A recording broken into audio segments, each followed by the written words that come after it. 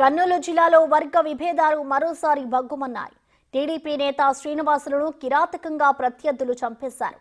కళ్లలో కారం కొట్టి బీరు సీసాలతో కొట్టినట్లు పోలీసులు చెబుతున్నారు. ఘటనపై సీఎం చంద్రబాబు సహా టీడీపీ నేతలు విచారణ వ్యక్తం చేశారు. లభించిన ఆధారాలతో నిందితులను త్వరగా పట్టుకుంటామని పోలీసులు చెబుతున్నారు.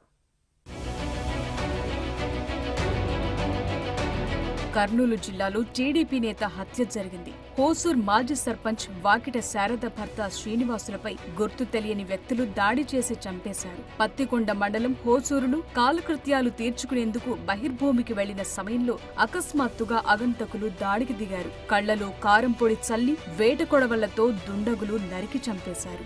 సార్వత్రిక ఎన్నికల్లో హోసూరు గ్రామంలో టీడీపీకి భారీ మెజార్టీ తేవటంలో శ్రీనివాస్ కీలక పాత్ర పోషించారని స్థానిక నేతలు చెబుతున్నారు.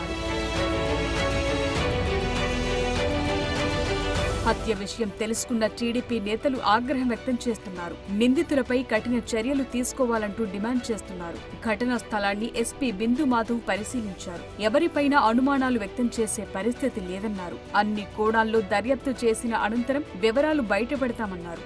వైసీపీ నాయకుల ప్రవర్తన దొంగే దొంగ అన్నట్లు ఉందని కర్నూలు ఎమ్మెల్యే తిక్కారెడ్డి అన్నారు. రాజకీయ హత్యల విషయమై నాయకులు కార్యకర్తలు అప్రమత్తంగా ఉండాలని అన్నారు. మాజీ సర్పంచ్ మాకు మంచి లీడర్ మన కేఈ శ్యాంబాబుకు 800 మెజార్టీ దాదాపు ఈ గ్రామంలో వచ్చింది. ఆ అక్కస్తో వైసీపీ వాళ్ళు ఈరోజు ఉదయం చంపడం జరిగింది. ఇదే నియోజకవర్గం పత్తికొండ నియోజకవర్గంలో బొమ్మరెడ్డిపల్లిలో మా నాయకుడిని జూన్ 9న చంపారు. కానీ జగన్మోహన్ రెడ్డి గారు ఏం చెప్తా ఉన్నారంటే అరాచకం పాలన జరుగుతూ ఉంది, చంద్రబాబు పాలన, రాష్ట్రపతి పాలన పెట్టాలని ఢిల్లీలో పోయి ధర్నా చేస్తా ఉన్నాడు. దీనికి సమాధానం ఏమో చెప్పు జగన్మోహన్ రెడ్డి గారు.